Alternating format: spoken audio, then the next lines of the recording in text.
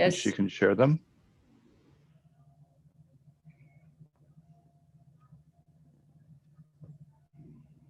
Welcome to the All Atlantic 2021 conference, and we're going to have some introductions to the Marine Biodiversity Observation Network by Isabel Sousa Pinto and Frank Mueller-Karger and others.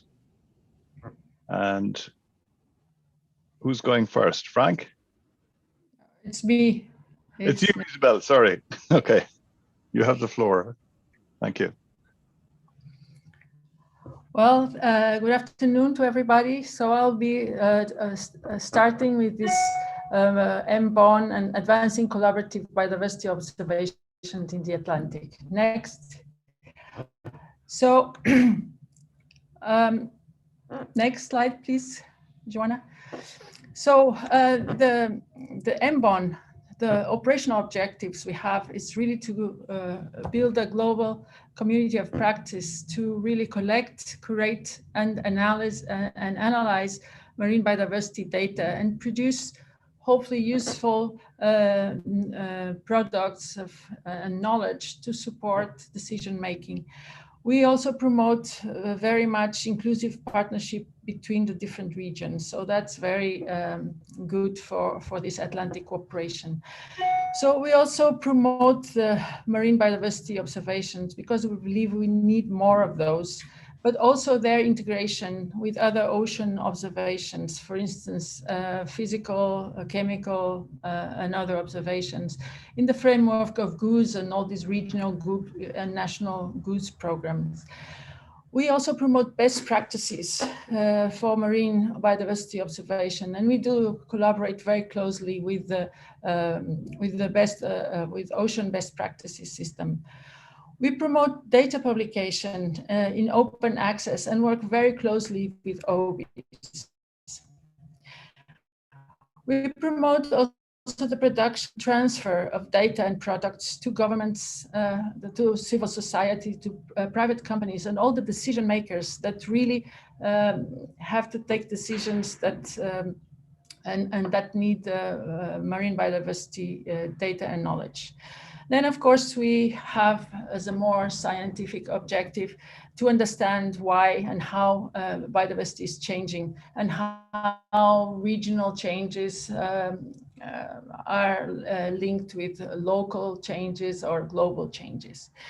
And we have this pledge, so we made this pledge for this conference to really provide knowledge about marine life for management and sustainable development of the Atlantic Ocean ecosystem. Next.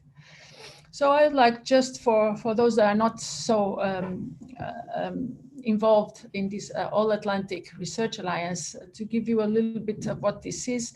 So this started with this Aurora with the Galway Statement, where Canada, European Union, and the United States really signed an agreement to cooperate in research, in marine research for the Atlantic, mostly in the North Atlantic.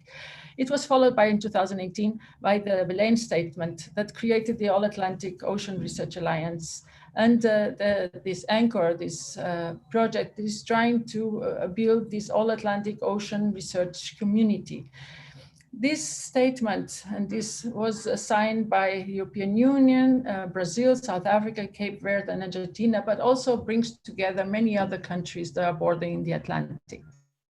So this activities really brought together a lot of working groups to work in many issues as agriculture, biodiversity, and so on, but they also brought funding for a number of projects that really bring together partners from all sides of the Atlantic. And I would like to signal these four, please next, these four here that are now ongoing, and they are collecting really data, new data on biodiversity in the ocean. They are modeling and really creating products that are very much in line with what we would like to do with MBON. Next, please. Next. This is a little bit the building blocks that we have some of the building blocks we would have for this we could call the Atlantic MBON. We have already all these initiatives that I referred to before, but we also have the US MBON demonstration that in the US tried to really move forward in this understanding how to bring together observations for knowing better marine biodiversity. The marine pole-to-pole will be also presented, and marine geo will be presented later. And we could, for instance, also create this MBON pole-to-pole that is going to be presented for the Americas, but we could do it also in Europe, Africa, and really create a community, whole community of Atlantic biodiversity observation. Next. Okay, next. So we are here then to really cooperate. Now it was a little cooperate and to act together, and so to create this community for marine biodiversity observation, and also bringing together stakeholders that are interested and need this information. And I think now I end here.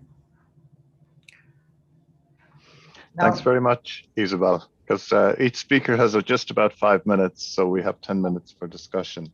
Thank you. So two of the Marine Biodiversity Observation Network chairs are based around the Atlantic, Isabel and Frank, and the next presentation is from Frank Muller-Carger. Thanks, Frank. Thank you, Mark. Thank you, Isabel. Thanks, everybody, for participating today. I'm going to talk to you a little bit about how we're trying to organize the community around essential ocean variables to produce the necessary information that we require to track what's going on with the ocean. Next. Many ecosystem services depend on life in the sea, and the problem that we have is that there's no systematic global or even regional effort to observe life in the sea. And by that I mean a well-coordinated, community-based set of standards that we can use to share the information so that we can build appropriate indicators. And that's essentially the activity that we're talking about today. How do we collaborate to reach that? So for that, next.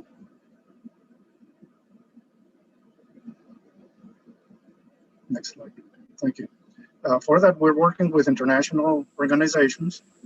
These are governmental organizations. On the right-hand side here, you see the Group on Earth Observations that Isabel talked about and others are going to talk about today, under which we have the Marine Biodiversity Observation Network.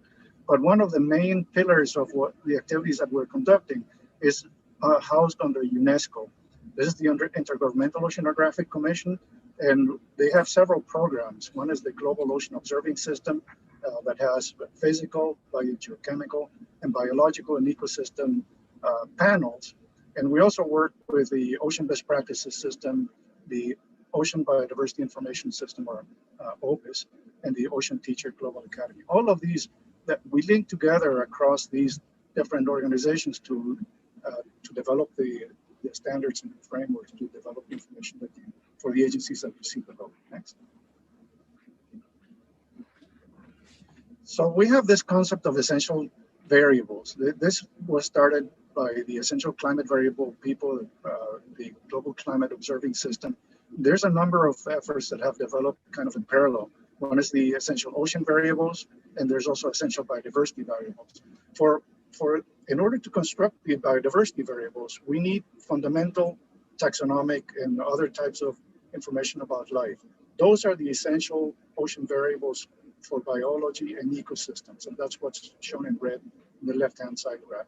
That feeds into the primary observations that then build up to the essential biodiversity variables.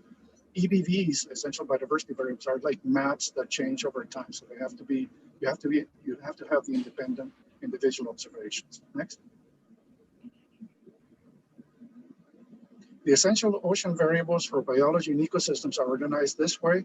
They can be found under the Global Ocean Observing System webpage, and they're organized by functional groups, and for example, microbes, plankton, invertebrates, fish, turtles, birds, and mammals, but also by habitat. So we have hard coral, microalgae, seagrasses, and mangrove. And they try to go to at a very fundamental level. What's the coral cover?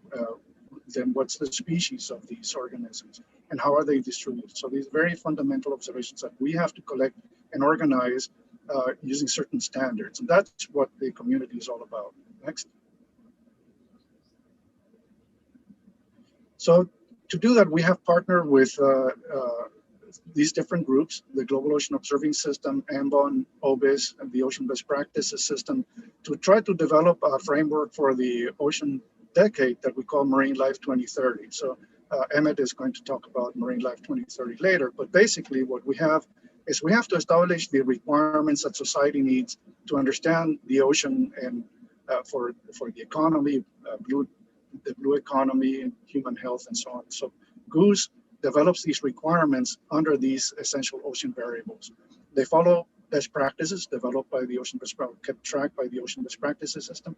MBON helps organize the community, developing standards and training programs, and works with OBIS, the Ocean Biodiversity Information System, to try to produce the database that people use then to generate the products. And you have this continuous loop where you have a feedback trying to understand how you improve these products. Next. The whole point is to organize the community, as you see on the left, to generate products integrating remote sensing and local data to generate products as you have in the right. Next. So please join us, contact us if you want. There's my email on the screen. You can write me. You can also join through the GeoBond, and Enrique is going to talk about that later in the session. Thank you. Thanks very much, Frank. I'm very impressed that you actually really are at sea. Looks like you're sitting in your boat. I guess we have to keep moving. Our next presentations, we have two presentations now, one by Enrique Montez, who's done a really outstanding networking across the Americas that Isabel mentioned earlier. We hope to try and replicate on the Europe and Africa. So the floor is yours, Enrique. Thank you, Mark. And I will be briefly showing you some examples of the kind of tools and implementations that the global MBON has been putting together over the past several years in this presentation. Next, please.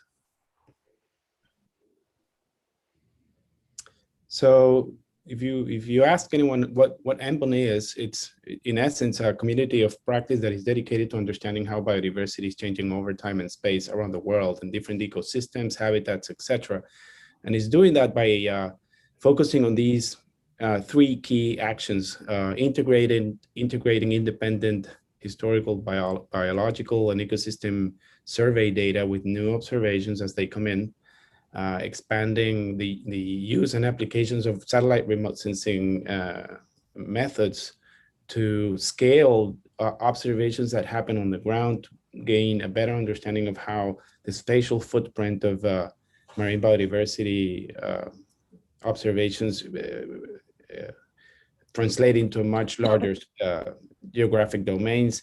And of course, developing a new set of tools, some of them based on molecular technologies, to start measuring the occurrence of taxa in different places cheaply and inexpensively.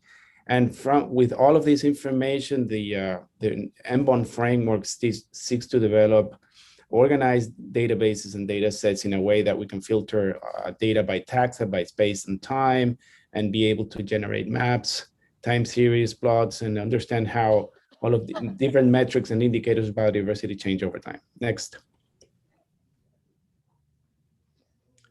As Frank and Isabel already mentioned, MBON operates under the Group on Earth Observation Biodiversity Observation Network. It has many groups around the world incorporating some of these elements, but I'm going to focus today on a couple of major implementations that are happening in different parts of the world. One of them is the MBON Multiple of the Americas, and another large regional organization of MBON is in the Asia Pacific region that is being led by Mark Costello and others, and others in Japan and other parts of the Asia Pacific region.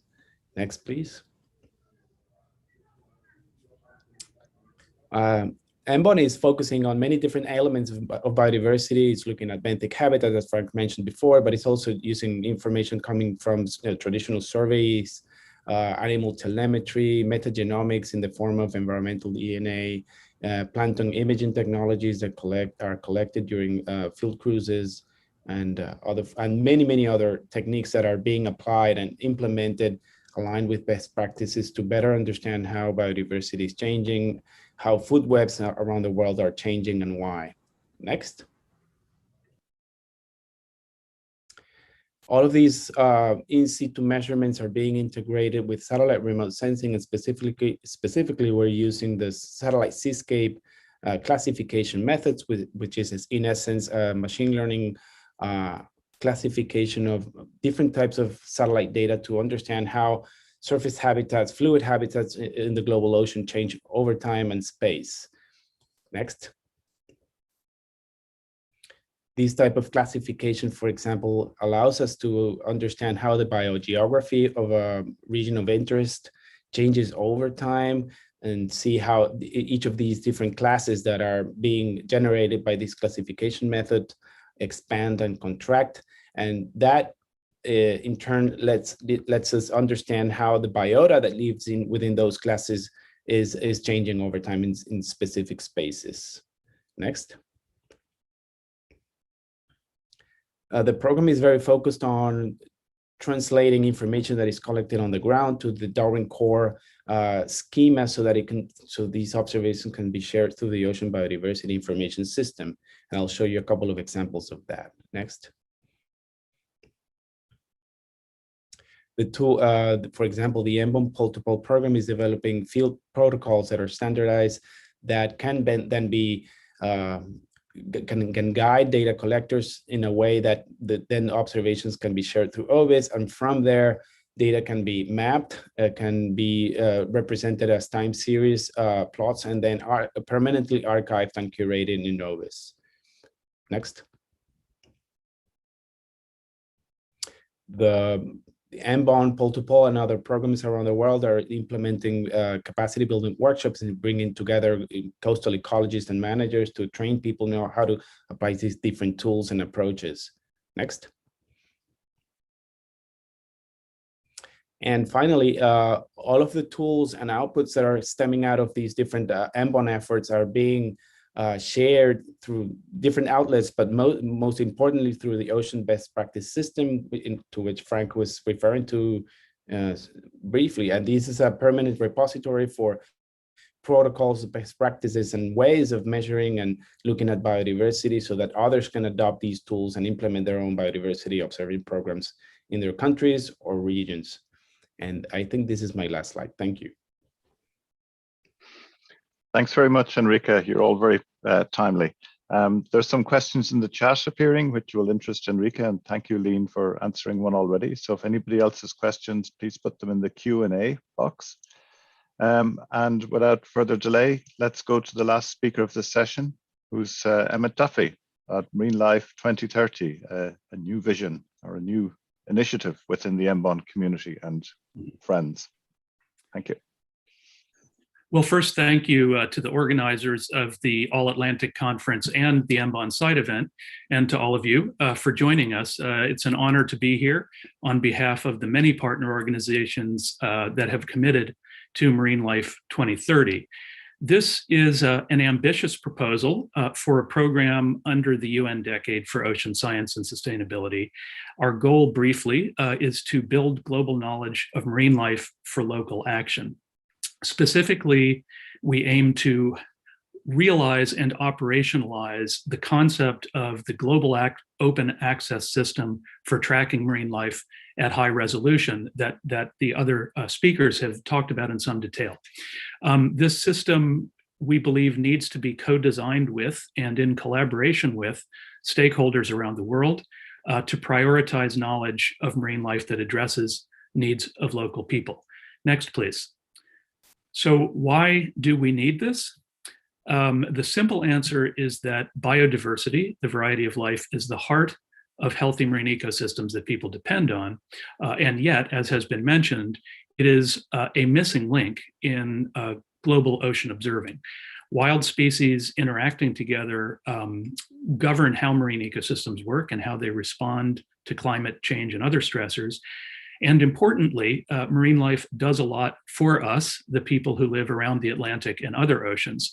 Ocean industries contribute nearly $400 billion a year to the world economy. Fish are a primary protein source for 1 billion people, mostly in the developing world, and provide 350 million jobs. And conversely, organisms that cause marine disease and invasive species pose threats to people and economies. And those marine ecosystems are changing faster than ever now with climate and other stressors. All of this means that understanding marine species, who they are, where they are, and what they are doing, has big consequences for us. Next slide, please. So why now? Don't we already know these things? We do know that the ocean is home to at least 200,000 species, different kinds of organisms from viruses to whales, which play important roles in ecosystems that we depend on. But for much of the world ocean, we know little or nothing about the species living there or what they do. And that is especially true for marine species in the developing countries around the world tropics. Yet this is where biodiversity is greatest and where people most depend on marine life and need that information. Also, the data on marine life we do have is not well coordinated or accessible, although OBIS and others are making very strong inroads in that direction. Much of it is not collected with people in mind. And so Marine Life 2030 aims to solve these problems by uniting communities around the world to transform marine science and democratize the benefits. Next slide, please. So how will we do this? Obviously, establishing a working system for tracking marine life and delivering that knowledge to everyone will be a huge job. It's already a huge job. It hasn't been done completed yet because biodiversity is a lot harder than temperature and physics. It will require commitment of people, organizations, and resources everywhere. And that is why more than 80 partners have come together worldwide, committed to make Marine Life 2030 a reality. So what we aim to do is first get everyone at the same table to design a process to make this a reality. Not everyone in the world, obviously, but we need scientists, stakeholders, governments, indigenous leaders, and so on. We do not presume to know how this will work. We need to hear from people and co-design it. Secondly, we want to make the most of emerging new technologies that reduce costs, increase the resolution and coverage of observing, and deliver that knowledge in a timely manner to people who need it. Third, we have, as we've already seen a bit, a robust global observing system for climate and physical oceanography. We need to integrate life into that system better than we have so far. And finally, and in many ways, most importantly, we need to ensure that throughout that process, the people who need information on life in the ocean are full players in designing that process. And in the course of that, we can solve several ocean decade challenges. So we hope that you will join us. And I just want to note that the European Union has made major contributions so far and has a historic opportunity to demonstrate leadership through the All-Atlantic region and elsewhere. Thank you. Thanks very much, Emmett. Thanks, Enrique, Emmett, Isabel, and Frank. We have some good questions coming up in the chat, some about Darwin Core. They're partly answered, but I think there's an extended data schema now in use in OBIS, which includes sample information and abundance, and already a lot of this information is in OBIS. And we have a second question from Claude Nozeres about local changes over time. Yes, they can be recorded in Darwin Core records. And I'm just thinking with our time left, is it more effective to just use the Q&A? Do we have to finish in exactly 3 minutes, Joanna? Is our time actually ending, or do we have a little bit more time?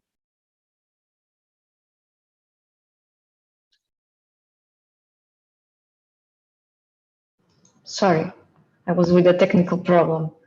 Yes, we have until 2:30 at least. At least. So, okay. So well, we have. Oh, only then. Okay. So we have 2 minutes left.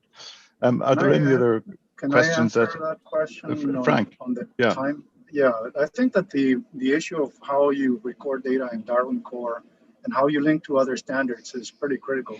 But it's not just the Darwin Core standards, but also the metadata standards. This is part of what we're trying to do, is help people understand the different standards, train people on how to record data with proper metadata.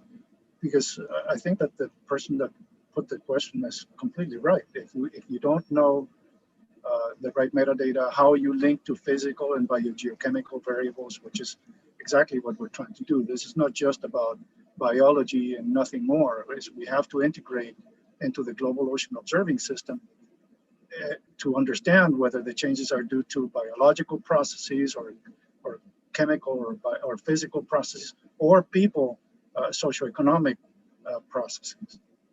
Mm-hmm. Thanks, Frank. Yeah, and I think the key problem that Emmett and Enrique have mentioned as well, and all the speakers, is the timeliness of availability of data. We need to collect more data and make it available faster to be relevant to local communities as well as policymakers. I'm just checking the chat again. I think this presentations will be available afterwards, Joanna, somewhere from the conference. Yeah. People will get an email on that.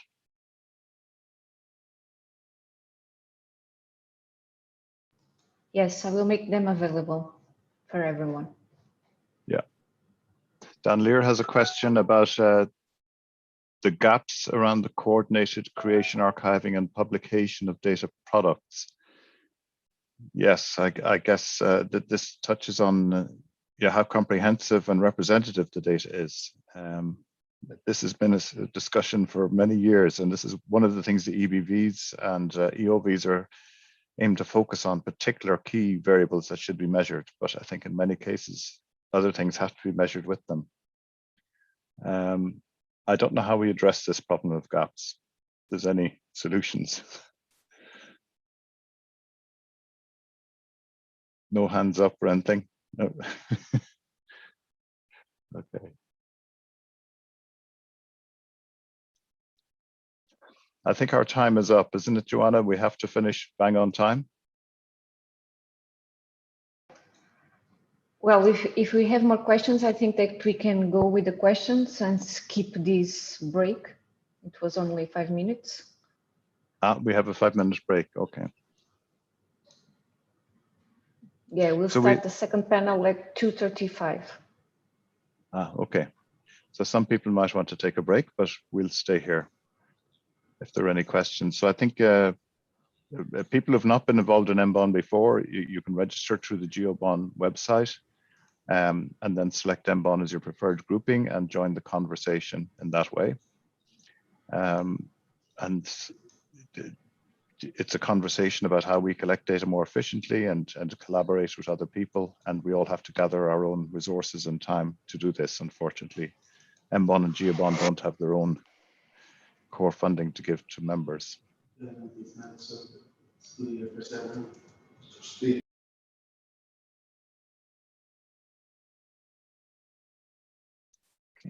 So I'll ask the 4 panelists if there's any comments you want to make.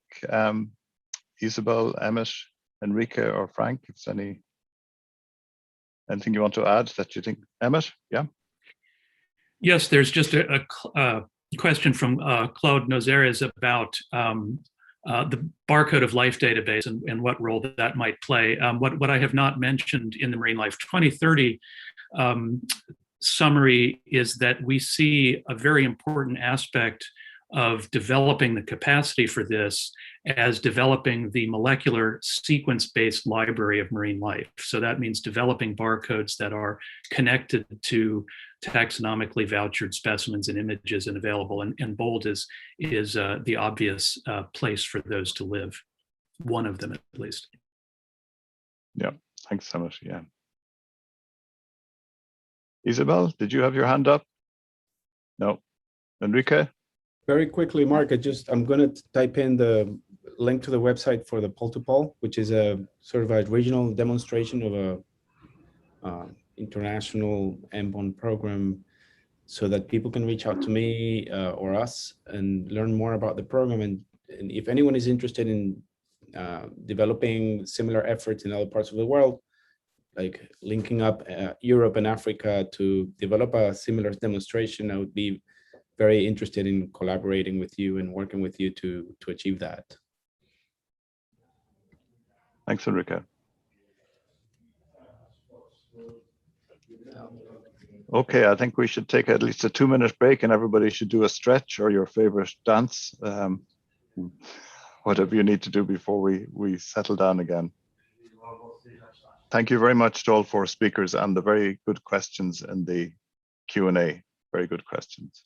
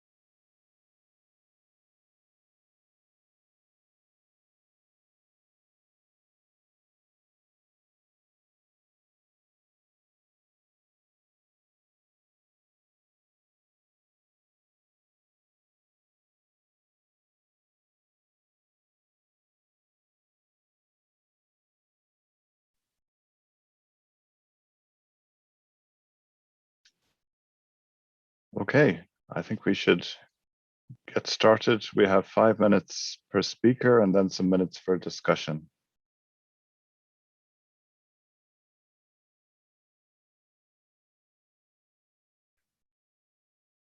Joanna, can you get the first slide ready? And I think Elva is here.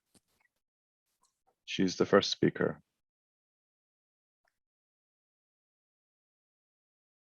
Yeah, I see Elva there now. Okay. Thank you. I'll start with a little paragraph in Spanish, which is elemento vital de mi existencia que impulsan las indomables olas del mar. That's a paragraph from a poet from José María de Heredia, Cuban poet.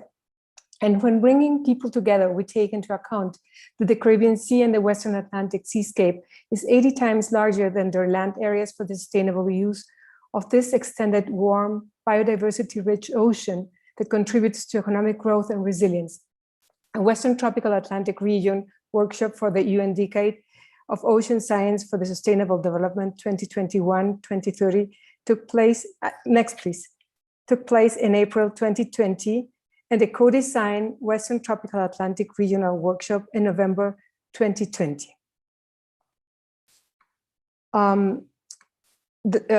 Next one, please.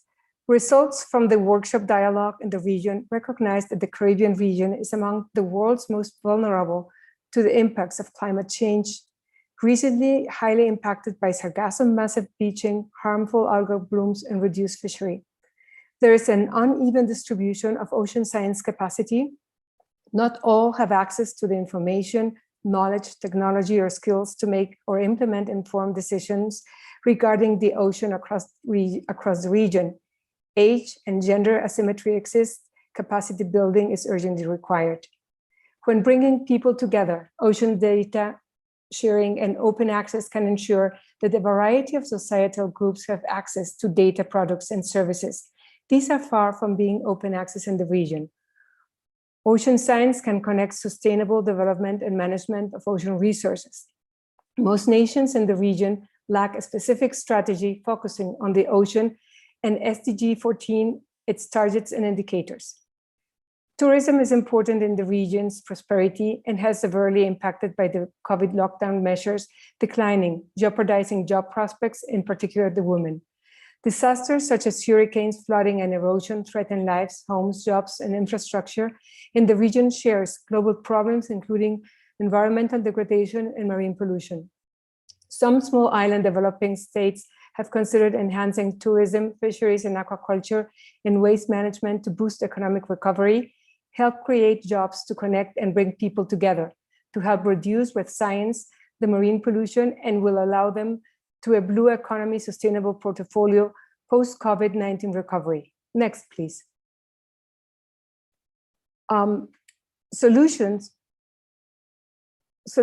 require partnerships, networking, investing in blue economy, and robust science. Regional capacity development opportunities exist in the region. Some are listed here. Among them, the Cartagena Convention. No, I think we jumped one more. I would like to have the previous one, please. Let me see. I'm a little bit lost. Yeah, that one. That's fine. Thank you. The Cartagena Convention, the Manaus letter focused on indigenous peoples and community-based monitoring, and many others associated to ongoing science networking. In the Blue Planet, those in the Blue Planet, Pole to Pole in the Americas, and upcoming new decade programs such as Biodiversity 2030 that will be impulsing capacity development. When bringing people together, the key element and approaches across the UN system include access to physical infrastructure, to ocean research and science, full context, sustained and with long-term resource mobilization. We recognize priority activities that should take place with inclusion and equity, and that both the UN decades of ocean sciences and restoration can help impulse. Next one, please. To end, I would like to mention that we have the Regional Planning Group for the UN Decade of the Ocean Science for Sustainable Development for the Western Tropical Atlantic, with working group structure for the seven UN Decade outcomes. When bringing people together, we look forward to achieve by 2030 new infrastructure, job creation that prevents future waterborne diseases, increasing water security, enhances coastal water quality in the Caribbean Sea and the Western Atlantic, and where governments listen to scientists and commit public funding to ocean sciences that help contribute to clean oceans, healthy oceans, and other outcomes in the region, while promoting diversity and the services that diversity provide. I end up with an excerpt of Lorna Godison's poem that describes the region. Wet basalt back of whale passing 100 feet from the deck makes me call you to run from front gate to the seaside to watch this great token made manifest in the glassy March sea. Thank you. Thank you very much, Alva, for that introduction to the experience in the Caribbean. Our next speaker is Rui, who will talk about wider Atlantic activities. Thank you. So thank you for the opportunity to present the CCT1 network. So next slide, please. The network is a project that is starting, is developing as we speak. It is the underlying reason for its existence is the great need that is becoming increasingly evident in terms of in situ temperatures and biodiversity from intertidal ecosystems that span a large temporal and spatial scales. And this is because studies have shown that the bias between remotely sensed data and loggers deployed in intertidal ecosystems is quite large, especially in upwelling regions. And obviously, as we face a warming climate, this raises many questions regarding the biogeographic patterns of species, and doing forecasts about the implications of these changes depends on the quality of data that we have, that is very sparse in many locations of the ocean. Next slide, please. So what this network entails, it's already fully funded by Portuguese funding agencies, and it will establish around 170 sites across the entire Atlantic, where we will deploy temperature loggers, 12 temperature loggers per site.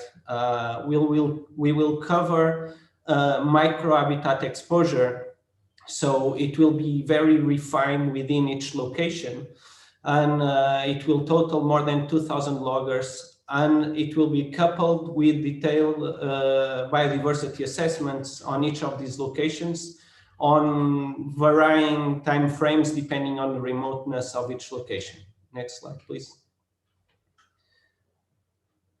So as we stand now, and I'm sure this is a concern that is shared by almost everyone, due to the pandemics, everything is slowed down, but we have made significant progress nonetheless, especially on the hardware side and software side of the network.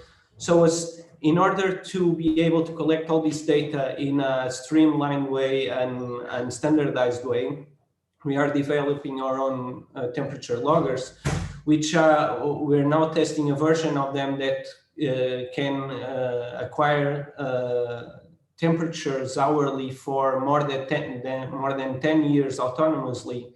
And so this opens the window to explore really remote locations where it's very hard to return to.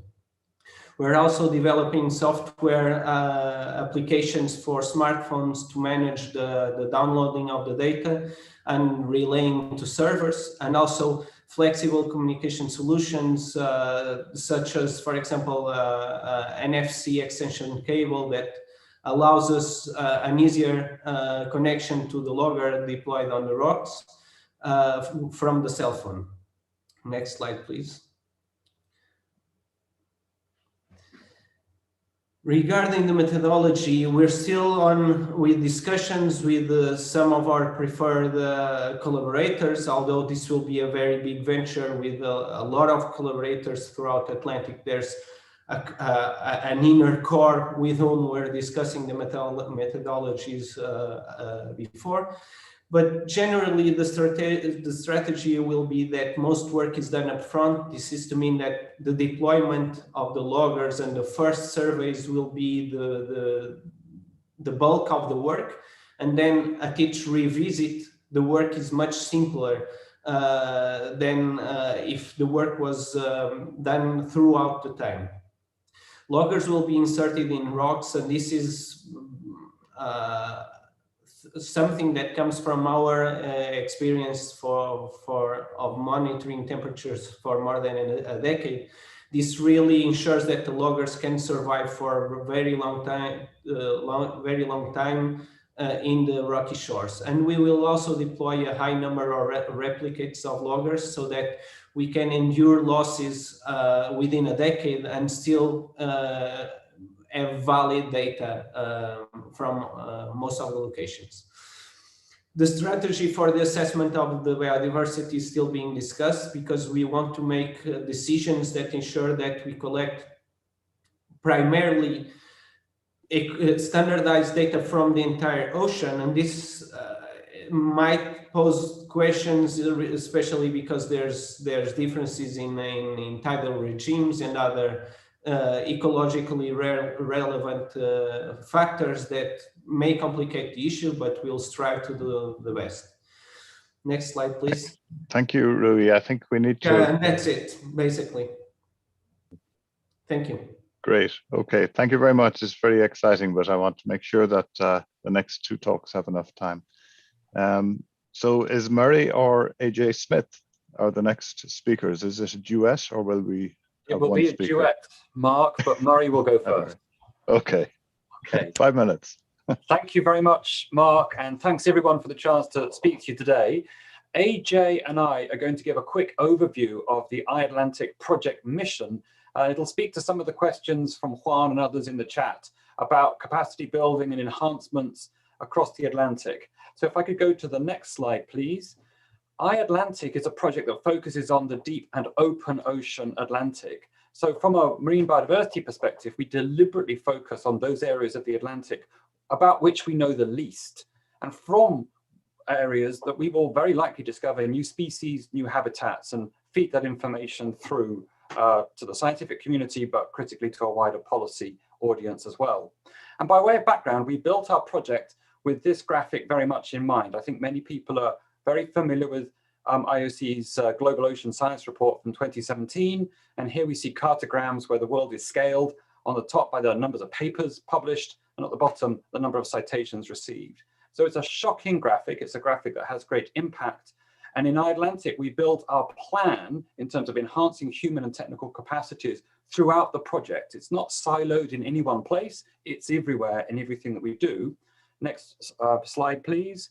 And to illustrate that, I've got a picture here of our fellowship scheme. These are the people in our project that are really making this happen. iAtlantic is a large project. It has a good budget. We can employ people, we can work with people, and we can work with people across the Atlantic Basin with a mandate through the Belém statement. We can send European funds to Argentina, Brazil, South Africa, and we've done so. The fellows come together as one example of how we build capacities. We have an active online presence. The fellows know each other very well by now, and they're really leading our project and leading the charge in terms of how we develop their careers and get the best science done in our project. If I could go to the next slide, please. I want to tell you a little bit about how the project works, what it is that we're doing. It's built upon a partnership that you can see on the slide. A lot of organizations crisscrossing the Atlantic north, south, east, and west. We're developing currently an MOU with the Benguela Current Commission, and you can see a roll call of the nations and the EU partnerships that are developed to make this project happen. MBON are one of our critical associate partners, and we're working with MBON in a number of ways in a very practical sense, including some interesting ideas developing around best practice that we're focusing on at the moment. So iAtlantic is developing an integrated assessment of Atlantic marine ecosystems in space and time. If I could go to the next slide. We're doing that in a variety of ways. We use existing data heavily. We can't study all Atlantic ecosystems everywhere. We will use existing data and interrogate those data sets. In fact, one of our major capacity building workshops happens in 2 weeks' time in Capo Verde in cooperation with the Wascal Consortium, where we're training people from across the Atlantic Basin in ecological time series statistical analysis. That's one of the really important capacity building activities this year. But the capacity building goes every which way in iAtlantic. We want to benefit from taxonomic expertise, for instance, in places like Brazil, and bring that expertise across to our partners in Europe and elsewhere. In terms of the objectives of the project, we have a foundation in the physical oceanography of the Atlantic, recognizing that the physical environment is changing very rapidly. We need to align and standardize these observations in the north and the south. We're making practical means to enhance the capacities in the South Atlantic, for instance, by putting new instruments onto the arrays that cross from South America towards the middle of the Atlantic, the SAMOC and SAMBA array enhancements that we're funding. We have a large work package around mapping deep and open ocean ecosystems. Actually, a sister project is working on this as well, and both projects were at the Seabed 2030 workshop that was running in parallel with our workshop today. The spinal aspects of the project take place to assess the stability, vulnerability, and tipping points of deep and open ocean ecosystems. So at the end of the project, we want to identify which areas are experiencing the most rapid environmental change, and within which we know ecosystems are showing signs of stress and pressures. AJ will follow up with a couple of discrete examples from the South Atlantic after I finish. That's the real kind of heart of our project there in that third objective. We want to build. There's 1 minute left for AJ. I will speed up, Mark. Build and enhance human and technical capacities, and then work with regulators and policy specialists across the Atlantic Basin.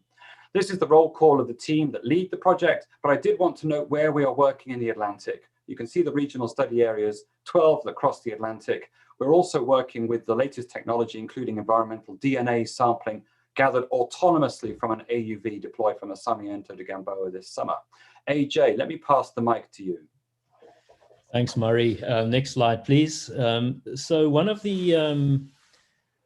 the research questions that we're particularly interested in is the question of extreme events in the ocean. So to what extent are extreme phenomena, such as in our instance, heat waves, responsible for influencing the resilience of the deep ocean and the sensitivity of some of the very sensitive species, such as cold water corals. So one of our Atlantic fellows, in fact, is analyzing the output of ocean models to understand how stable the interior of the ocean is for in terms of the thermal regime that the organisms will experience there. If we can go to the next slide, please.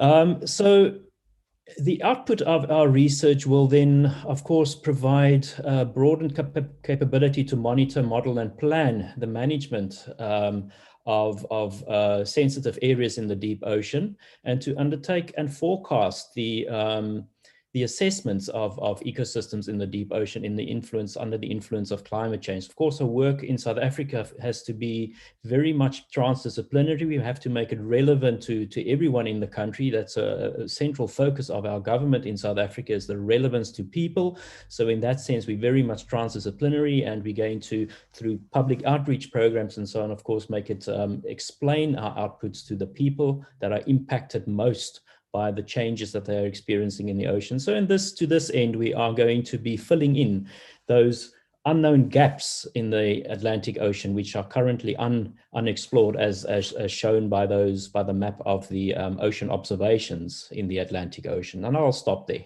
I know we're running out of time. Thank you very much. Thanks very much, AJ and Murray. A very exciting project you've just started. Wow. And another very exciting development is ocean best practices, which is the topic for our next speaker, who's going to be Jordan. Okay, you're next, Jordan. Good day, everyone. I am Jordan Panstad, and I'll be giving you a brief overview of what best practices are, as well as the Ocean Best Practices System. Next slide, please.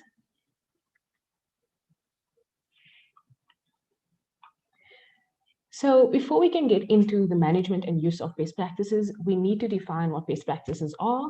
And best practices are created by the community for the community. Next, please. So we define best practices as a methodology that is repeatedly produced superior results relative to other methodologies with the same objective. But sometimes the word best practices raises questions where people may say, I have a good method, but I don't know if it's the best. Or there are many methods trying to achieve the same objective, but how do I know which one is best? And this brings us to the second part of this definition, which states that to be fully elevated to a best practice, a promising method will have been reviewed, adopted, and employed by multiple organizations. Next, please.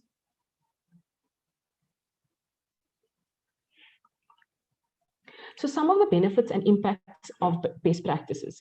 Best practices are the basis for seamless connections in functional chains and thus a guarantor for interoperability.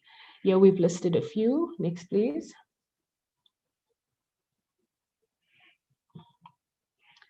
So for example, it allows for quality and consistency of observations, efficiency, transparency through data traceability and reproducibility, seamless linkages between data and models and applications, interoperability, and also provides a resource for training and capacity development.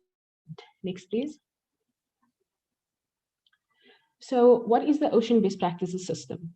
The OBPS is a global sustained system comprising of technological solutions and community approaches to enhance the management and develop and support the development of ocean best practices. It consists of a number of components. So firstly, the contributing networks, organizations, and programs, a permanent repository which includes state-of-the-art semantic discovery and metadata indexing for the improved access to best practices. It also provides support and training by leveraging the Ocean Teacher Global Academy through web-based and in-person training. And then lastly, it also has a research topic in peer-reviewed journal for Frontiers in Marine Science.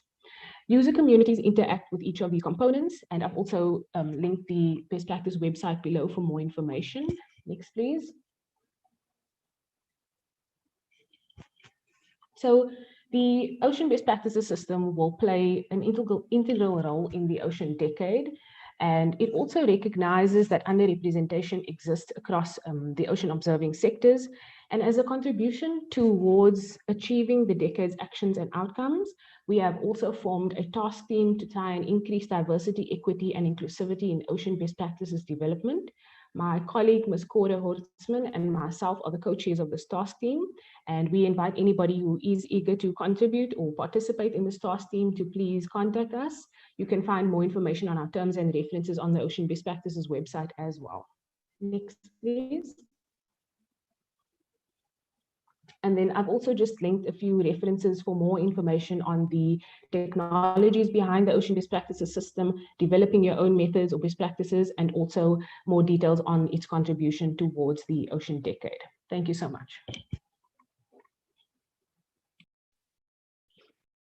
Thanks very much, Jordan. That was very timely. Do we have any questions for Jordan or the other speakers? Things are a bit quieter in the chat than they were the last time. Maybe we need a moment for people to get their questions out.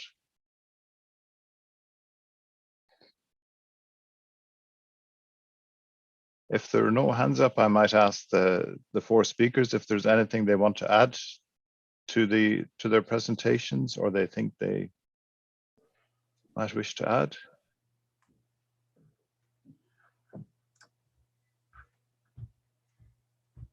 Murray switched his microphone on. Do you want to say something, Murray?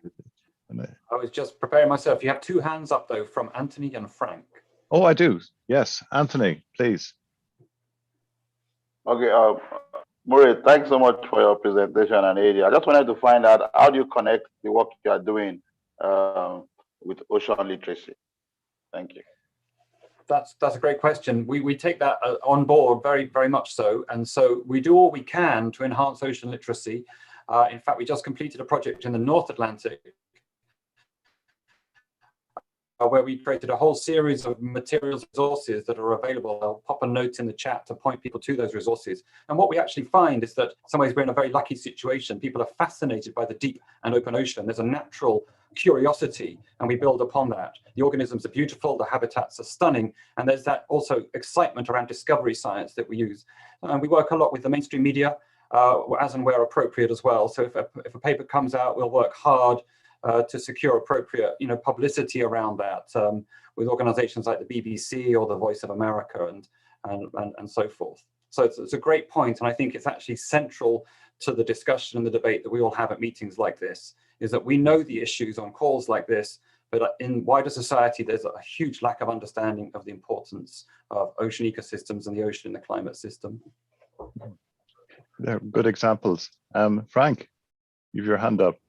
Yeah, thanks. I want to emphasize that the reason we're having meetings like this is to engage everyone in addressing these kinds of questions. How do you develop standards?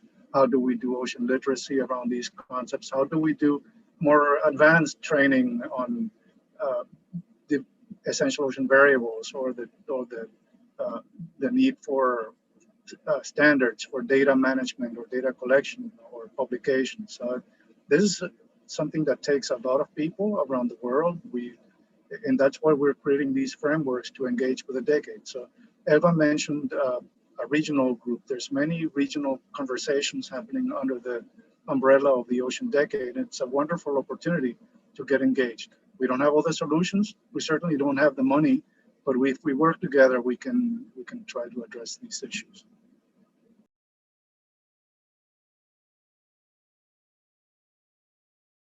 Okay, yes. I didn't see citizen science mentioned in any of the talks so far, although it might be in the next session, so maybe I shouldn't mention it. Murray's his hand up. Is citizen science involved, Murray? It is, and something we're super proud of, actually, because you'd have thought, focused on deep sea and open ocean systems, there wouldn't be as much opportunity for citizen science. But one concrete example, we work on my slide of our partnerships. We had Wales Bermuda, and Wales Bermuda are established by somebody who's passionate about the humpback whales that migrate through the Sargasso Sea, and for 15 years has generated a unique time series data set. So we're using mark recapture statistical approaches at the University of Edinburgh to then interrogate this citizen science data set and reconstruct the population and migratory flows of those humpback whales. There's more information on this actually on our website if people are interested, and some of Andrew Stevenson's amazing imagery as well. And I saw Emmett put his hand up and then he took it down again, so I don't know if he means to put it up or down. But his microphone is off, so he must be quiet. No, he's back? No, that's a mistake. I'll answer in the chat, thank you. Okay, thanks. Elba, did you want to answer or add? Actually, in ocean literacy and some of the citizen science programs, Relato recently held a very large 5-day session to understand what happens in the Caribbean and in Latin America. And there were a lot of programs and projects presented that are very useful. We just simply don't know them. They seem to be set up in a different area, and we have to merge them and try to dialogue with them to bring them together to this program. Thanks, Elba.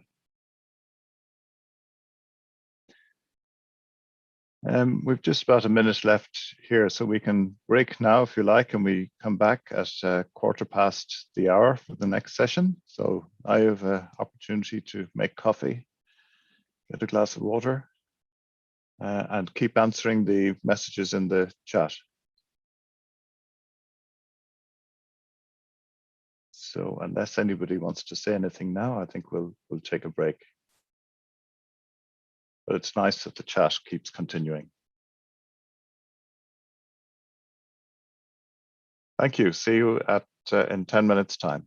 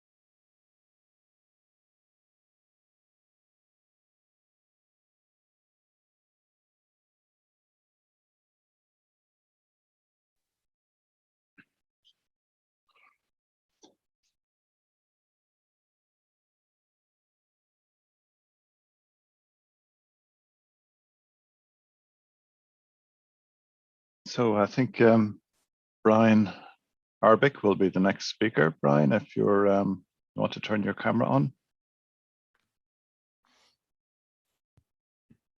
Hi, I'm here. Great.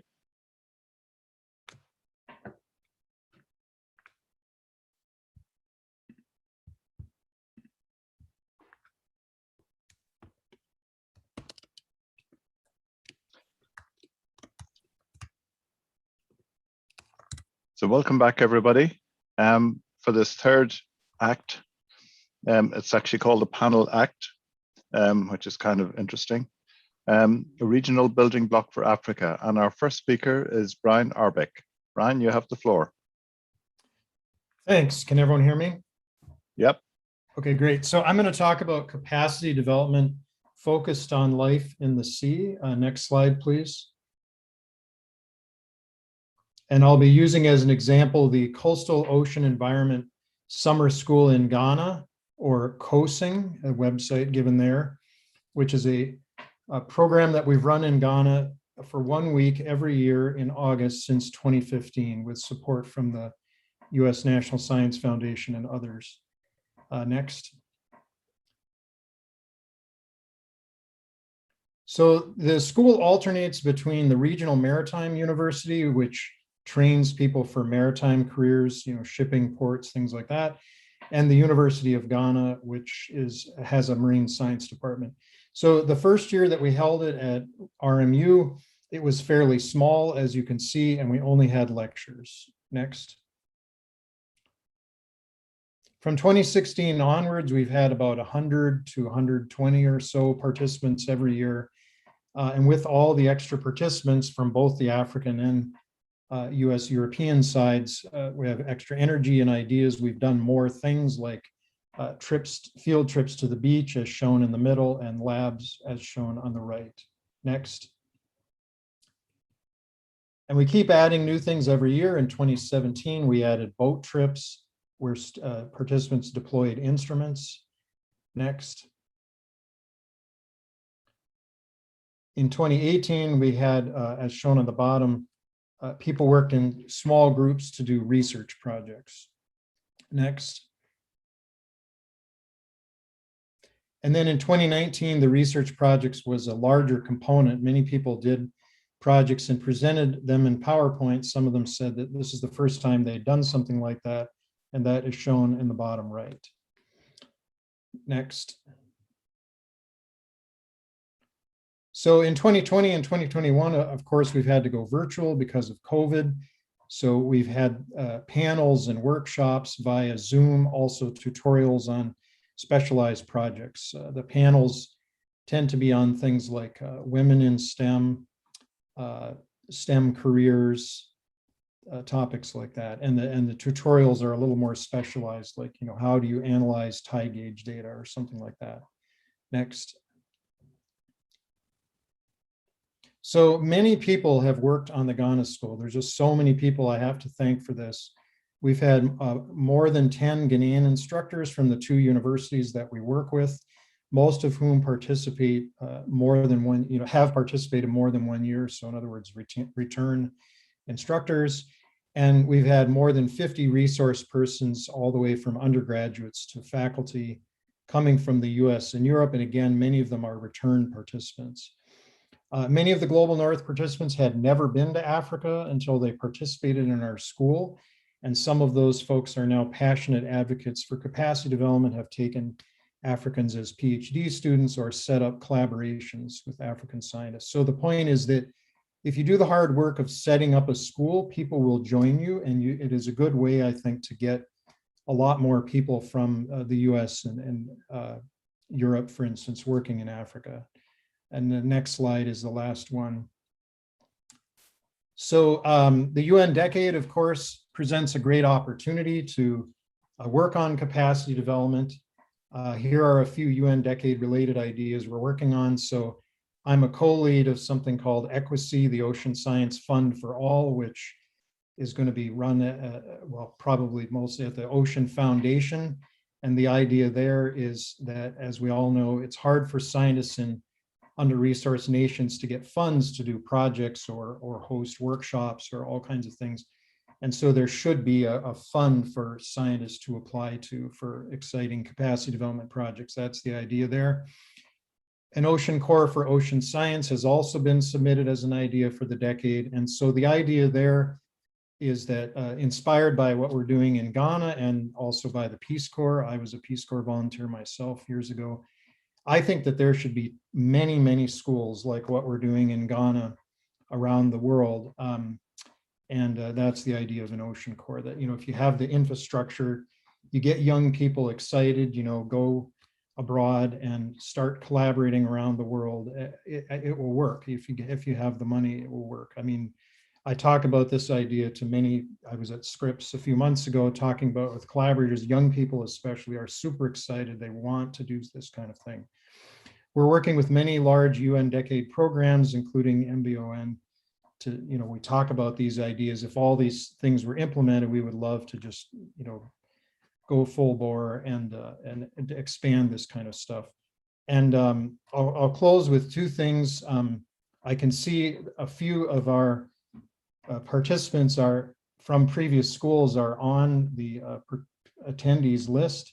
And I'll just mention Michelle Claudy is a fisheries scientist in Ghana. She participated in our school at least once, maybe more than once, and learned how to use satellite data to monitor sea surface temperature, which is, of course, an important variable for fisheries.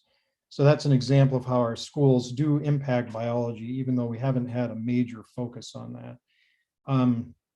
And then Graham Harrison at the World Bank agrees that multi-year summer schools are an excellent way to develop sustained collaborations with African scientists. Most scientists in the US are too busy to go to abroad for long periods of time, but many of them can commit for 1 week every year. And so if you have a school every year and you go there for 1 week, you can sustain something like this and grow lots of collaborations. So I think if you had a lot of funding for this kind of stuff, you could have schools focused on life in the sea issues. Thank you very much. Thanks very much, Brian. It's a very exciting initiative and getting lots of positive feedback in the chat. So our next speaker is Anthony Johnson Akpan. Anthony, you have the floor.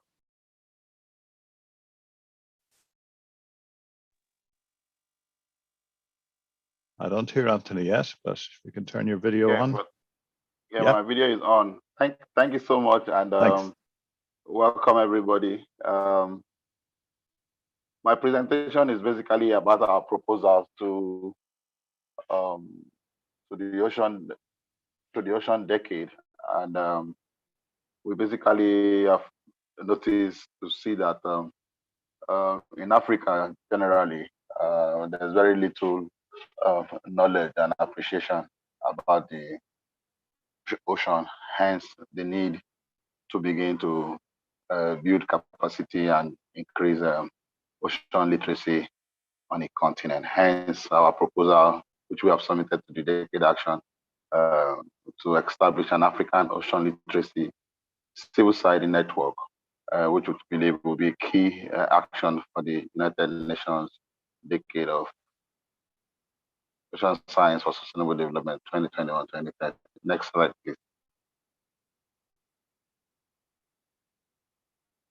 This proposal basically seeks to address the need for more understanding and awareness of ocean issues in Africa in the context of the broader stakeholder participation, particularly civil society organizations. As a means of broadening the degree of participation, the African Ocean Literacy Civil Society Action Network will be established with the Secretariat in Nigeria. We also hope to have chapters in other African countries. Next slide, please.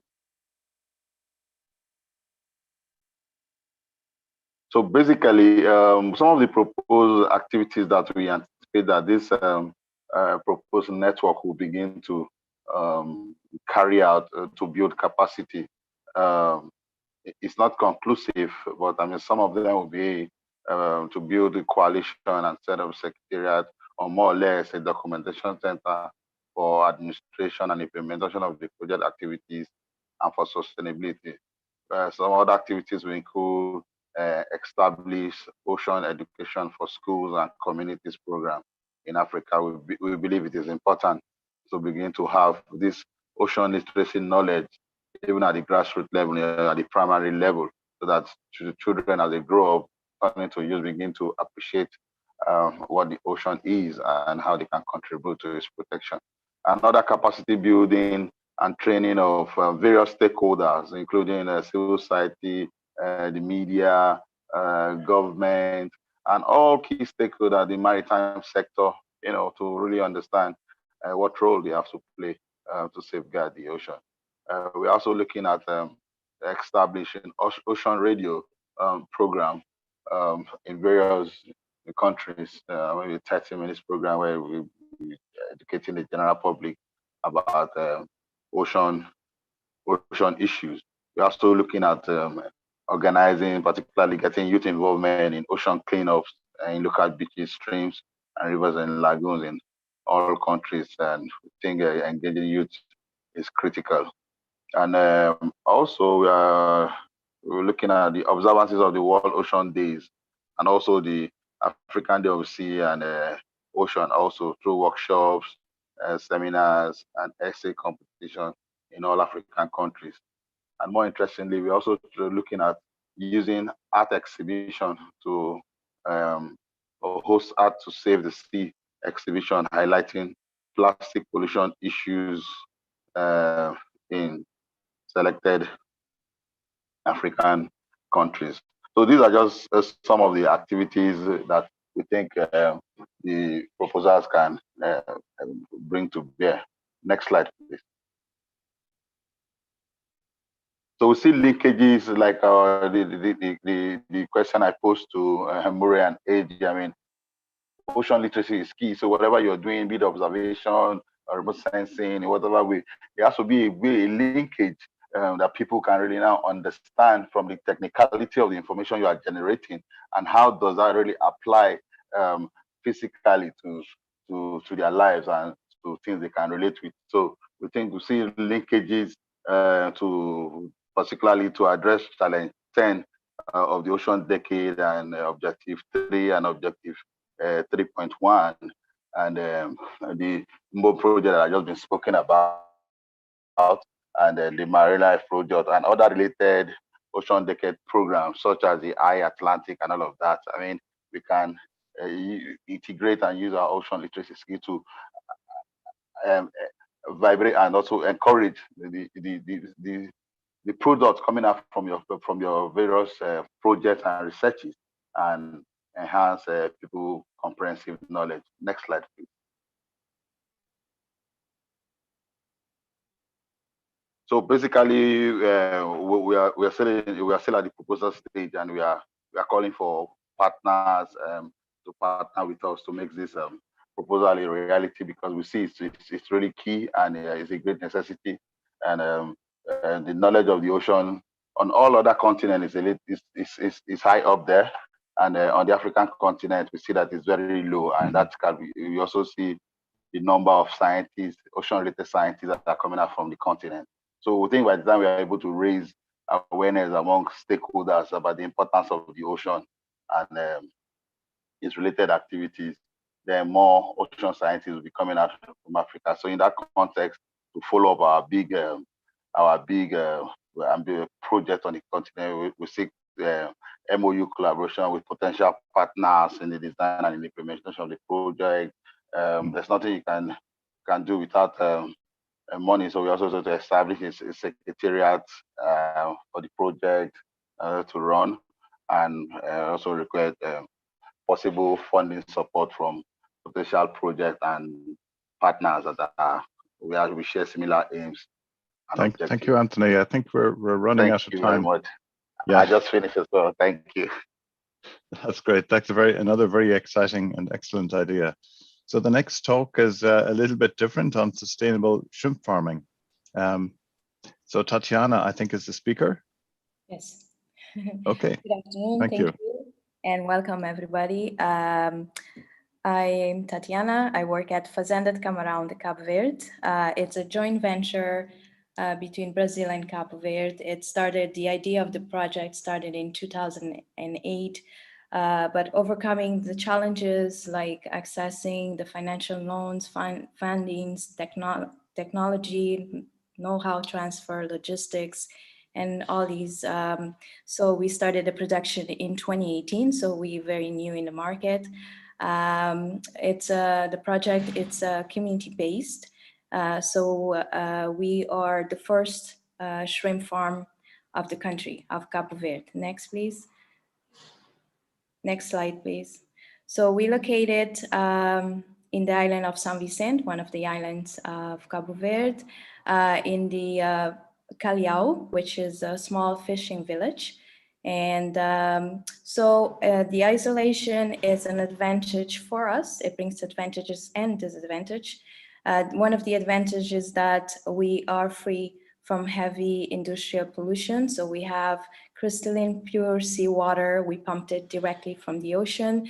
The farm was built under virgin soil, so there was no agriculture, no pesticides, no mangroves, so there was nothing was destroyed to start the farm, so low environmental impact. So we use all that to our advantage, and so we practice good management. So we have low stock density.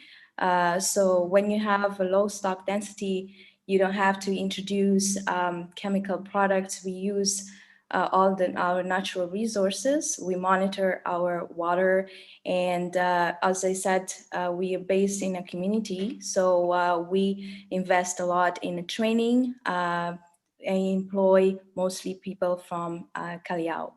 And to continue with, and the advantage we have of being isolated and to have the sustainable approach, we imported the post larvae. We started first with importing post larvae specific free, pathogenic free. So we maintain our environment free of any pathogens. And next, please. Next slide, please.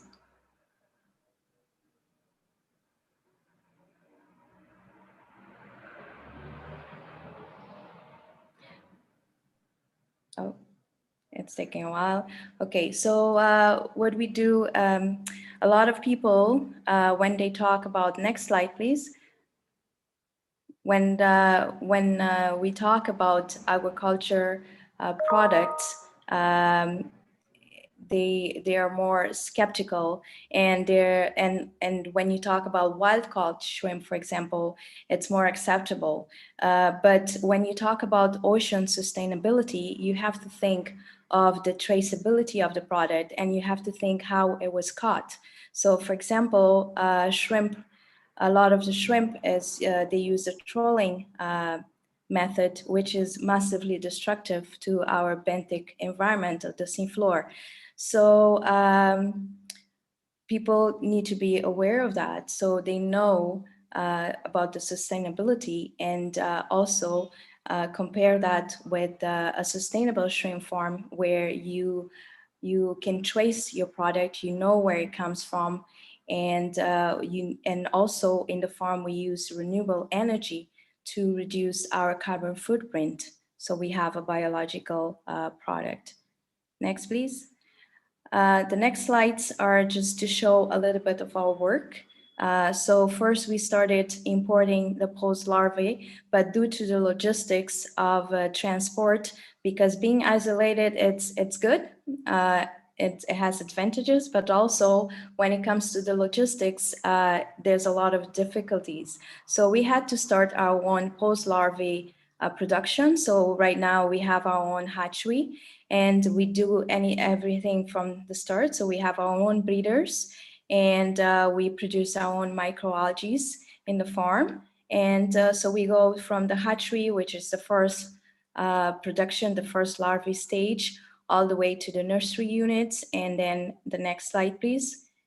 And to the grow out ponds, where you grow them to the commercial size, which is 12 grams. Here in the picture, we have an example of how we do our feeding. So we use feeding trays to monitor our waste, and also if there's any mortality, and to better to maintain your water quality. We do biological sampling, so we weigh and we analyze our shrimp every week. And here we have an example of how we do our processing. Next, please. So we need to wrap up. Yeah. Yes, and it's thank you. And together we will come up for more opportunities to discuss fundings on sustainable shrimp farming. Thank you very much, Tatiana. Sounds like a dream place to be farming. Our next speaker is on something completely different, on remote sensing, by Christo Whittle. Thank you, Christo.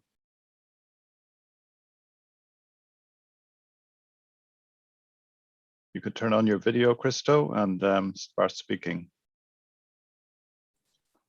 As ever, I forget to turn on my video and my mic. Good afternoon, fellow delegates. Thank you for providing me with the opportunity to showcase some of the Earth observation research and development conducted at the CSIR, South Africa. Next slide, please. I'll dive right in. The messy map in the center illustrates the complicated physical dynamics associated with the southern boundary of the BCLME. Coastal dynamics are dominated by seasonal wind-driven upwelling cells that form impressive cold plumes from Cape Columbine to Cape Recife, all around the coast, sustaining a nutrient-rich productive environment that supports lucrative fishing grounds. On the broader shelf, south of the current, the Gullis Current, south of South Africa, the Gullis Current has a varying influence throughout the year, intermittently injecting plumes of oligotrophic water towards the coast. So it's a complicated environment. The schematic on the left illustrates an ecosystem shift in the southern Benguela during the 1990s, when southerly winds, mean upwelling, and upwelling variability increased in comparison to the previous decade, particularly between Cape Columbine and Cape Agulhas. Increased upwelling and quiescent periods are closely linked to an increase of dense dinoflagellate blooms. Subsequently, an eastward shift in rock lobster abundance was observed, with this shift also being reflected in the increase of rock lobster predators and the decrease in rock lobster prey and associated species. Also known as rare tides, these algal blooms could have wide-ranging harmful effects, including the depletion of water column oxygen, poisoning of marine life, and physical damage to gills. Next slide, please.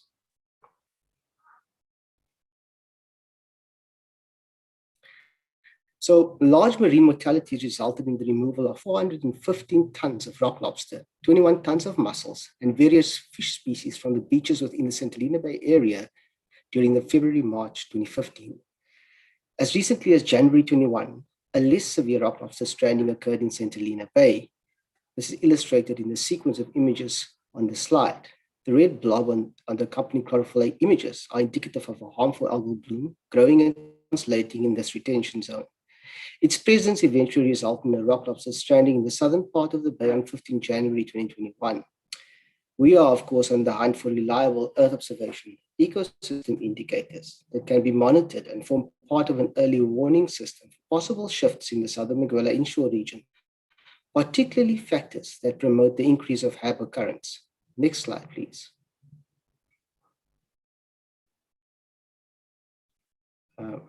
Land-based abalone farms circulate about 1.2 to 1.5 million liters of seawater per hour, and one of the biggest threats to production is posed by harmful algal blooms in the adjacent marine environment.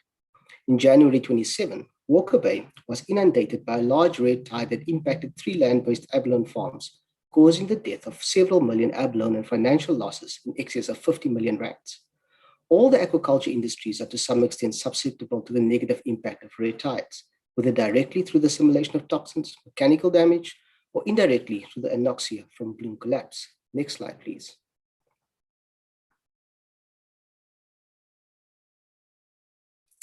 So we need to be able to identify and monitor high biomass blooms. However, empirical blue-green algorithms used to retrieve chlorophyll A concentration for the mirrors and Ulchi sensors present with accuracy issues when high biomass pixels are encountered. Under most conditions, any water-leaving radiance contribution in the near-infrared is considered as radiance contributed by aerosols and subsequently removed from the empirical blue-green chlorophyll A concentration product. This assumption holds, except in coastal environments with large reflective contributions from surface sediments or very high biomass biological blooms, such as the Benguela. The CSIR Earth Observation Group developed a novel technique to apply and blend two different chlorophyll A concentration algorithms, an empirical blue-green algorithm for low to moderate biomass, and a red near-infrared band ratio algorithm for moderate to high biomass. This optimized Maris-Polchy switching algorithm showed superior performance in the southern Benguela compared to any single algorithm when compared to in situ data. Next slide, please.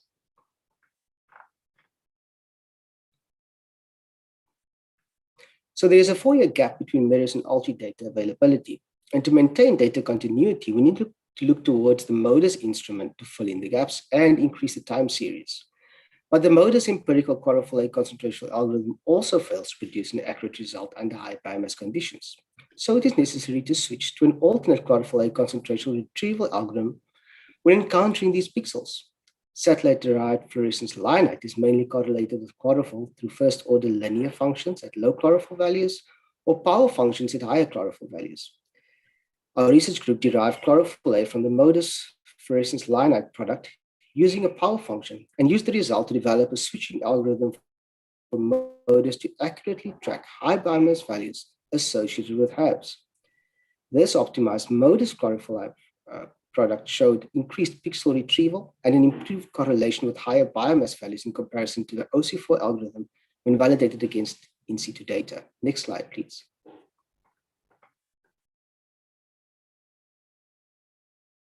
Just 1 minute.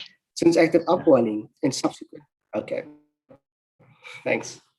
Since active upwelling and subsequent quiescent periods are precursors to HAB development, we want to be able to accurately monitor SST and available satellite winds. Standard cloud flagging options for MODIS SST either removes too many valid pixels or retains the pixels representing cloud edges. We developed an SST cloud flagging procedure that reduces the impact of cloud edge pixels on single overpasses and further reduced cloud influence by generating daily averages of declouded single overpass scenes from both MODIS sensors using daytime and nighttime data. The final product retains more SST pixels and accurately represents the physical phenomena in the southern BCLME, while retaining the strong gradients associated with the edge of upwelling plumes and the good object current. This optimized SST was validated against the GIRST MUR version 4 SST product and in situ data. Next slide, please.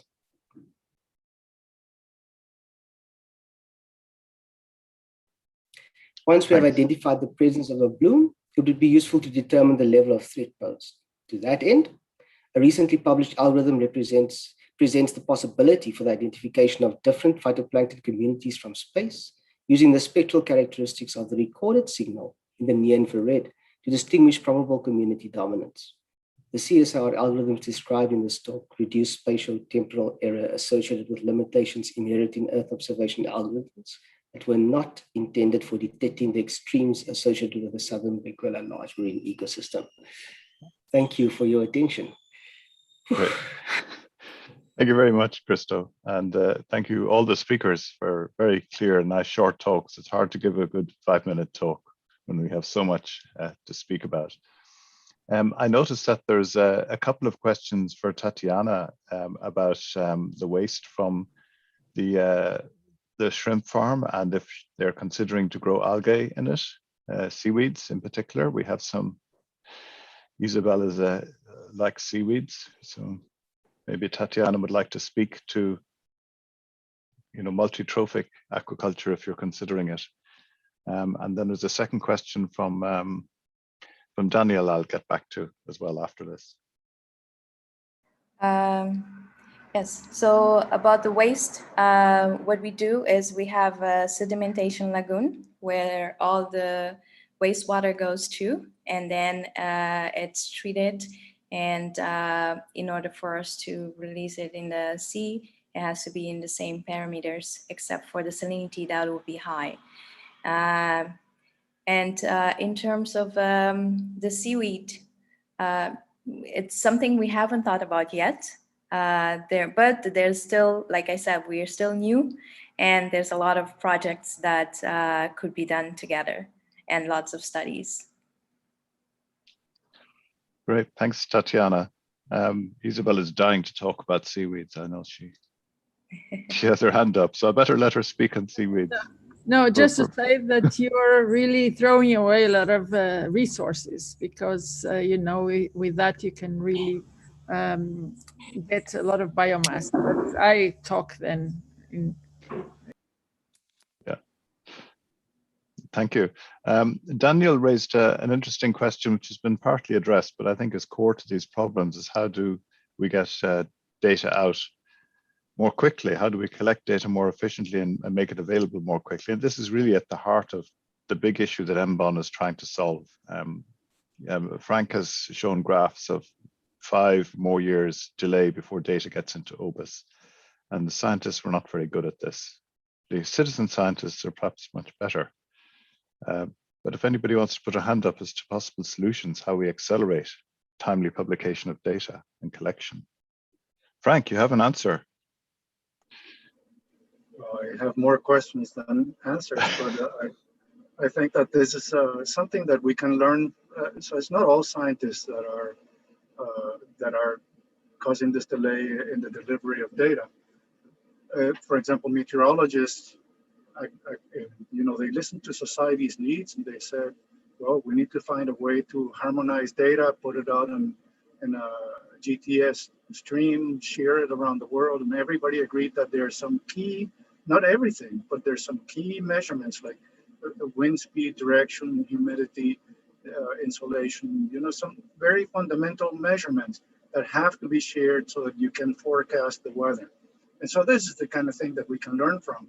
If the meteorologists can do it, and they did it 50 years ago, why can't biologists do this? And so we have been very attached to our data. You know, it costs money, students and principal investigators have to publish.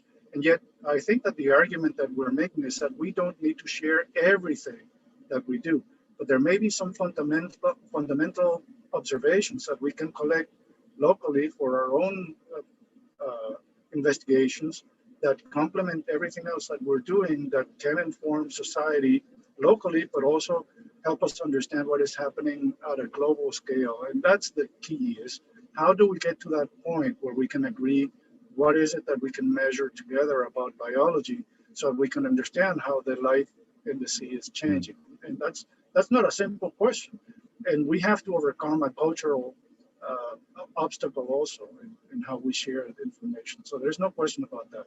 But that's what we would like to accomplish during this decade.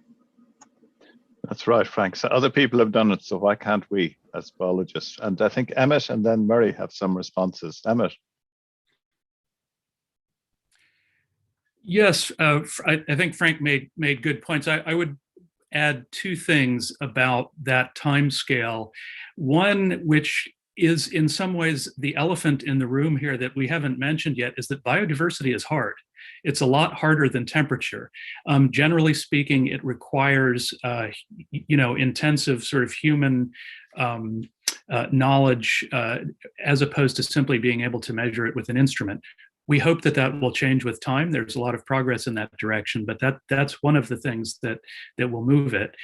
The second point, I think, that speaks to what Frank was saying also, is that because of the fact that there's so much human effort in doing this, I think there has to be a strong emphasis on incentives to data providers for providing the data. You know, what do you get out of this for putting your data into a system?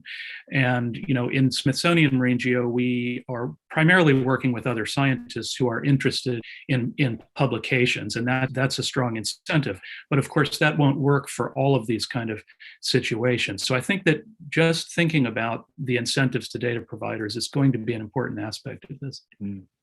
I have wondered about that, Emmett. I used to say that, but if we look at citizen scientists who expect their data to be made freely available, and iNaturalist does this every month, and they're doing it for free. So why can't scientists who've been paid by the taxpayer be obliged to make their data free available a bit more promptly? It's a little bit, I wonder what the public would say about this. Mark, I actually think that is a strong example of what I was talking about. There is an incentive on iNaturalist because you get immediate gratification. You know, oftentimes very rapid, interaction with the community. There are a lot of people that look at it and can help you identify things. There's an artificial intelligence algorithm that can identify species. So I think that, to the, if that kind of approach could be incorporated in some way, into marine biodiversity observing generally, that would make a significant difference, I think. Good. Thanks, Murray. Thank you, Mark. Yeah, I was kind of going to speak to the point around the scale of the problem and accessing data from different sources. And I'm thinking in particular here actually of industrial data sets, which are often off limits to academic science. They're hidden behind many layers of confidentiality and non-disclosure. And I think typically we ignore them, we don't go for them. We're aware of them, but it's just too hard to get there. So in iAtlantic and other projects, we've really worked at that really hard and developed the partnerships that have opened those repositories. And that takes a lot of time and effort, but they're incredible. They're to a very high standard. They're major, as we know, major industries working in the deep and open ocean, in the Atlantic and elsewhere. And they have incredibly high quality data sets, including biodiversity data sets.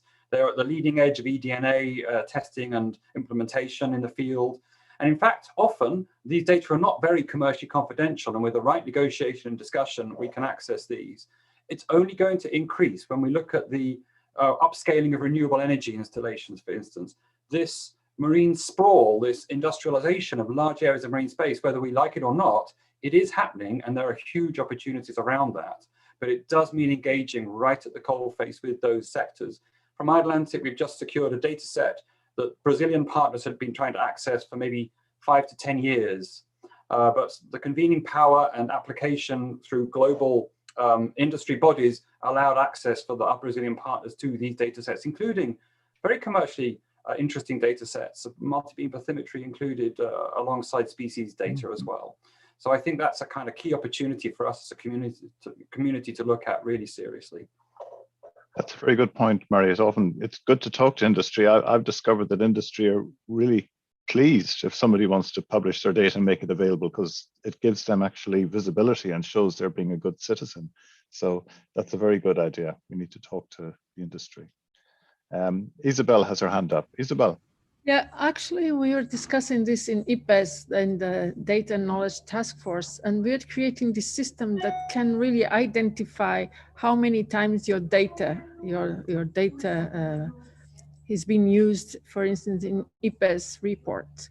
And I think if we can really manage to have a system like this, this could be really something that scientists appreciate and could really show the impact of their data sets on important reports. And I think this is, I really believe we need to work on the reward system for making this data available, because it's still a lot of work to do this. Yeah, and GBIF and OBIS have developed tools to do that, but I don't know if they've been followed through completely and made visible. It's a good point. I noticed another unanswered question in the Q&A, which is of the many questions, it hasn't been answered because it's very hard to answer, by Vahab. And he asks how to validate old biodiversity data. So the older data gets, how do you know, is the species what the species is now, and these other issues? So I don't know if anybody has an answer to the problem with looking at old data, its coordinates and these other issues. Does it matter being a marine detective? Yes, nobody can answer. Elba has an answer to it. Okay. Oh, sorry, Isabel, you're speaking. No, you Elba. Go first. Elba. Actually, I think it can complement with whatever Isabel will say, which will be probably more wiser than myself. And actually, what I think is that we cannot consider that older data are wrong. They were done with a different technology. They were obtained with different initiatives and objectives in mind, but they are useful at the end. And if they were done with good practices, then we can trust them. Yeah. And the older I get, the more I agree with that. Isabel. But I think I remember for Sense of Marine Life, they had a really interesting program of Ocean Past or something like that, that really went to documents. So I think, yeah, maybe you need some more work, really this detective work you're talking about, to really, for some data that is not complete, but if it's worthwhile, if it's from places where we really lack information or we want to have older data, I think this is very important to try to use this data and really try to complete as much as possible what is missing. Of course, depth can be important, but try to really use, of course, do some work. And I was really, I think there was incredible results just going to old books and things like that. I mean, this was really old, hundreds of years old, to really try to have data how marine life was then. So I think if we could do that, we can also use older data that has not everything that all the metadata that we would like to have, but maybe still can use. Thanks, Isabel. Is that an old hand you have up, Murray, or is that a new hand?